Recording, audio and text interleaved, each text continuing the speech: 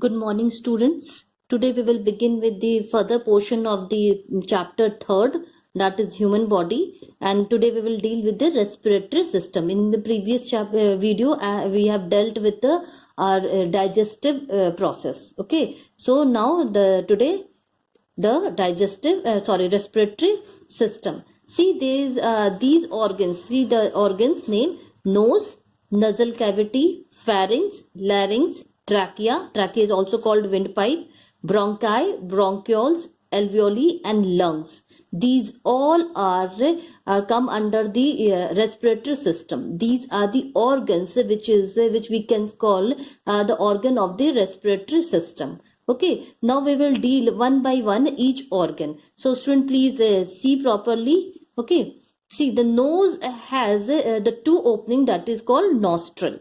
Nose has a two opening, that is called the nostril, and through that nostril we take the air inside our body. Okay, through that nostril we take the air inside of the body. Then after nostril, the air reach to the nasal cavity, and there is a nasal cavity just before the just above portion of the nostril. As you can see in the diagram here, where I'm moving my pencil, that is a portion where we are having the two openings, that is a nostril. Two openings are called nostrils, and through those nostrils we take inside the air and it reaches to the nasal cavity. This is nasal cavity.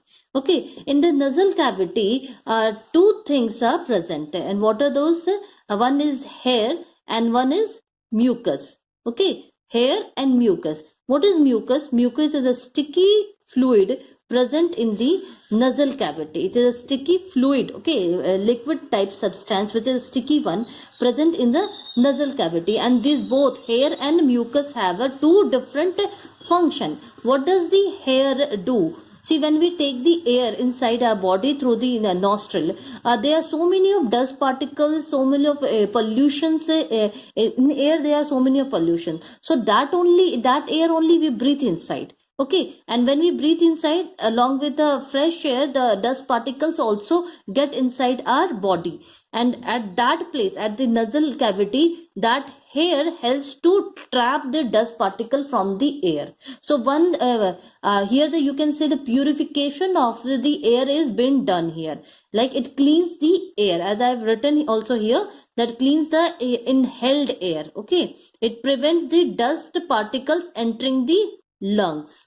First and foremost, the work is done here only. It prevents the dust particles to enter into the lungs. That is done by hair. And what is the function of a mucus? Mucus, as it is told, it is a sticky liquid. See, it is given in your book itself. Students, see here. Last line: dust and germs stick to the mucus and are prevented from entering the lungs. Okay, here dust and also as well as germs also. Hair only trap the dust, but mucus trap the both dust and as well as germs which is harmful for the body. That is also that also stick to the mucus and doesn't enter in the body. Now next is our pharynx. Okay, after nasal cavity, the pharynx is a region behind nose and mouth which leads to the throat. You can see in the diagram which is given in your book, nostril, nasal cavity. Then after, from here, the air comes to this portion where I am moving my pencil. Student, please pay attention and look it, because it is very important to understand. Okay, this is a pharynx part. And what is a pharynx? Region. This is a region, means place where behind the nose, here nose is, and behind the nose it is, which leads to the throat. Okay, which leads to the throat, which is coming down, and it's coming down to the throat. Now next portion is the larynx. Okay, the larynx is a lower portion of pharynx, leads to the voice box called larynx. Here, from here only our sound. Right now what I am speaking, that is also because of the larynx. In the larynx, the two ligamentous fold called vocal cord. Two ligamentous fold, that is vocal cord. And what happened in a vocal cord, as this sound, this vibrate when the passes through the vocal cord, produce sound. When air passes through this vocal cord, the vocal cord produce sound. Okay, then after that it comes to the next part, trachea. Trachea is also called wind pipe. You can see in the diagram.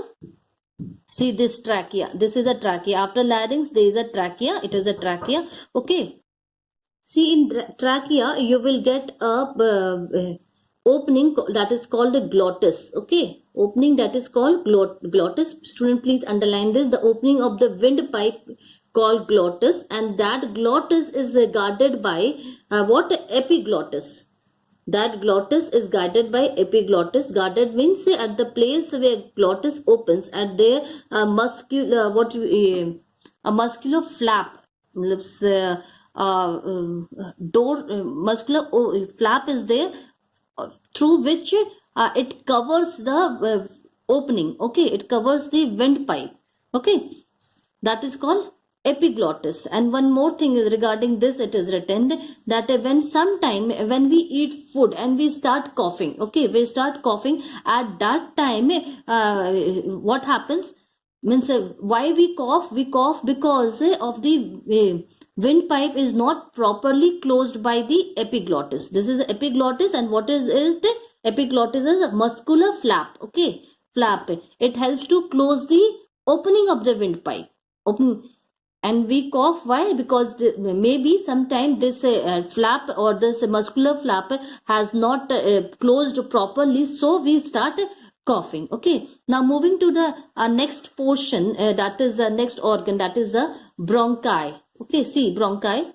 Bronchi is the word which is the plural word. There are so many of bronchus, small bronchus together makes the word bronchi. Okay, now see, I have drawn a rough diagram for you students.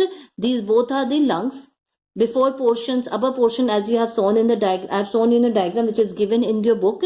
Now here to make you understand, this bronchi enter to the lungs. This bronchi, this portion is the lungs. The part which trachea when leads further is known as a bronchi. The bronchi is a tube, that two large tube that carry air from the windpipe to lungs. Okay, this is a two large tube that carry the wind that carries the air from the windpipe, means from the air. This trachea, just imagine that this is a trachea. Okay, from here trachea, it comes to the air comes to the lungs, and through the channel where it enters the lung, that channel is a bronchi. Okay, in the both the lungs there is a bronchi, and the singular of the bronchi is a bronchus. Now further this bronchi is then divided into or a subdivision of the bronchi is known as bronchioles. Here smaller and smaller branches, tree-like structure.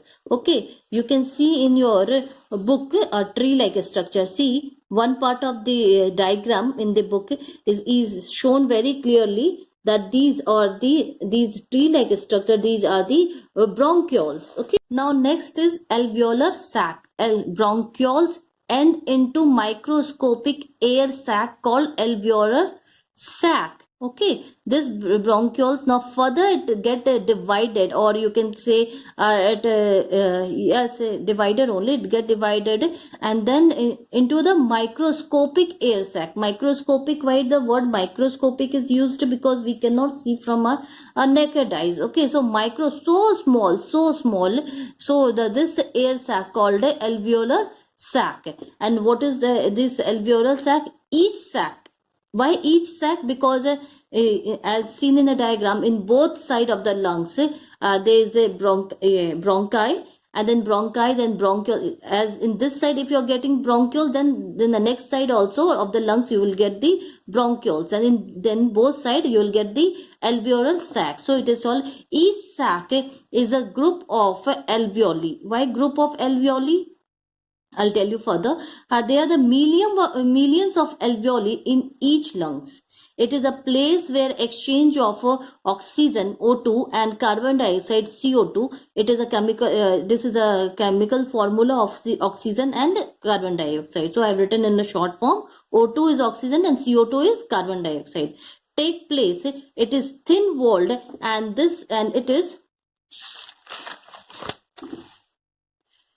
capillaries. It is formed by the group or a cluster of alveoli. See, 700 million alveoli is present in human lungs. How much? 700 million. Okay, see how much it is numerous in number. As now you can see, the inner liner of the trachea, bronchi and bronchioles is made up of ciliated epithelium. Student, please underline this line. Underline this line. The inner lining of trachea, bronchi and bronchioles means all those things. See, here, trachea, bronchus is singular and bronchi is a plural part. Bronchi and bronchioles, these all is made up of a ciliated epithelial. Okay, ciliated epithelial, and the movement of a cilia of a ciliated epithelial helps to push out unwanted particle present in inhaled air.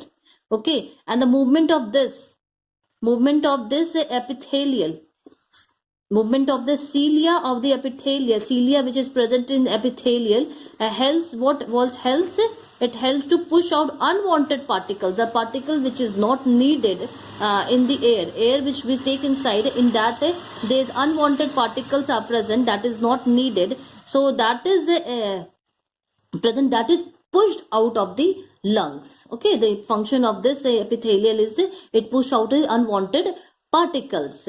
Now we will move forward, that is we will come to the next, that is the lungs.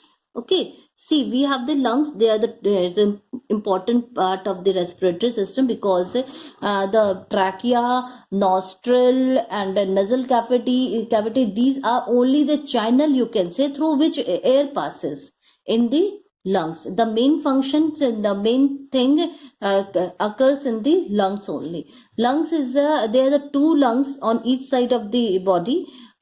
Left lungs are the two-lobed and the right lungs has a three-lobed. Why the left lungs has a two-lobed? Why?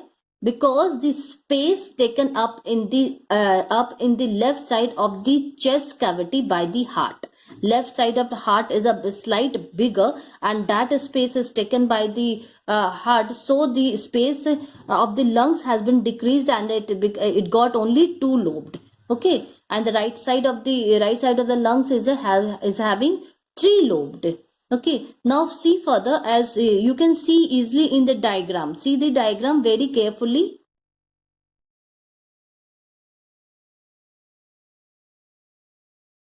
See, now the lungs covered by the two membrane. Which two membrane? That is called pleural membrane. And the pleural membrane, between that pleural membrane, pleural fluid is present, and the pleural fluid is the function of pleural fluid is it lubricate the lungs in diffusion of the gases. And which two gases? Oxygen and carbon dioxide. Oxygen means O2 and carbon dioxide means CO2. Okay. So these two gases diffusion take place in the lungs, and that diffusion process is being lubricated by which fluid? By the pleural fluid. Okay. Then after below the lungs there is a muscular sheet, you can say sheet, which is called diaphragm. It moves up and down in breathing process. Okay, it moves up and down in the breathing process. Now, after seeing each part in the respiratory system, we will see the now mechanism of the respiratory system. Now, what happened exactly when we take the air, how the diffusion take place in the lungs, these all we will see in this portion only. So, student, please pay attention. Okay, respiration involves what? Breathing, gases transport and cellular respiration. These three things are in these three processes, you can say, are involved in the mechanism of the respiration or in respiration as a whole. What is breathing? See, first taking of the air, that is the oxygen, and giving out the carbon dioxide is known as breathing. It is a physical process involved two steps. Which two steps? Inhalation and exhalation. Why physical process it is called? Because it needs our body to do that. Okay, what body part it is needed? Nostril. So nostril only we take the air inside the body, and through nostril only we push out the carbon dioxide from our body. So it is a physical process which involves two steps as inhalation and exhalation. What is inhalation? The process of taking air rich in oxygen. Rich in oxygen means the air which contain oxygen, okay, and that is called inhalation. And the process of giving out the air which is rich in carbon dioxide means the air which contains carbon dioxide more, okay, that is called exhalation. On inhalation, exhalation constitute one breath. Okay, when we are breathing, okay, we are breathing. Then one breath we take means once what we do, what functions we do, we take the we inhale and we exhale. Okay, we exhale the carbon dioxide and inhale the oxygen. Now see this. The two things happen simultaneously during the inhalation, and also the two things happen simultaneously when we exhale the air. Say it very carefully as it is shown by the diagram also. The inhalation diagram is here and exhalation diagram is here. What happens? Ribs moves upward and downwards due to the contraction of muscles in the rib cage. See these bones, these are white, which is white in color, as you can see in the picture, which is white in color, that is a rib cage. Okay, this all lining where I'm moving my pencil, these are the rib cage, and under this rib cage lungs are present. Okay, and the rib moves upward and downwards due to the contraction of the muscles in the rib cage. The diaphragm becomes flat and move downwards when we take air from the environment. Okay, when we take air means when we inhale the air, what happens? Diaphragm become flat. The diaphragm which is below here, which is here, this diaphragm where I'm moving my pencil, it becomes flat. See how flat it has become. Okay, and moves downwards. It's come downwards, and the place in the rib cage, it increases the space and the air is full inside. As a result, what happened when the diaphragm becomes flat and decreases downwards or move downwards? What happened? The space in the chest cavity, this is the chest cavity space, increases and the air pressure decreases. And air pressure here, what is the pressure of air? That decreases. Thus the air flow into the lungs, which becomes inflated. Okay, air fills the that space, that cavity, sorry, that lungs. So that at that time what happens? The diaphragm moves downwards and become flattened. Okay, and at that time the air pressure decreases and this whole cavity, this whole lungs is full with the air. Now next is the two things happen simultaneously in exhalation also. Now opposite of this, what happens? Rib move downwards and inward as a muscular relax. Okay, here the muscular contract and here the muscular relax in the exhalation. The diaphragm relax and move upward. As you can see in the diagram, here it was flat. Now diaphragm has become a some semi-like structure this way. So that means it is moved upward and what? Relaxes. Okay. Now what happens? As a result, the space inside the chest cavity decreases and air pressure increases. Thus, the air rush out the lungs by deflating them. Now moving to the next portion, as we know that we have studied that respiration is a combination of what? Combination of inhalation of air, breathing of air, gaseous transport and cellular respiration. The next is the gaseous transport. What happens? The air which reaches the alveoli, okay, alveoli rich in oxygen. The air which is rich in oxygen reaches the alveoli, and the blood capillary of the alveoli contain blood rich in carbon dioxide. Okay, blood capillaries contain carbon dioxide and the alveoli contain oxygen. The oxygen diffuses from the wall of capillaries into the blood. Okay, what happens? Oxygen get mixed with the blood. Okay, and the oxygen now combines with hemoglobin present in the red blood corpuscles of the blood, forming the oxyhemoglobin. Student, please underline this line. This oxygen now combine. Which oxygen now get mixed into the blood? Okay, combined with hemoglobin present in the red blood corpuscles. Hemoglobin which is present in the red blood corpuscles, that combines with the oxygen which is mixed, which diffuses from the wall of capillaries, get mixed in the blood. Okay, of blood forming called oxyhemoglobin. In this form, the blood carries oxygen from the lungs to all the cells of the body and it delivers the oxygen to the cell that sets the free hemoglobin again. Now, what is happens in the cellular respiration? Inside the cell, a series of chemical reaction take place which break down the glucose into carbon dioxide, water, and release energy. What happens? It is a series of chemical reaction take place which breaks down the glucose into the carbon, which in what glucose is break down in the carbon dioxide and water, and what happens? These release the energy. Okay, the energy is where the energy is stored. Energy is stored in a form of ATP. ATP full form is adenosine triphosphate. And what is this adenosine triphosphate? This is a stored energy. ATP is a stored energy.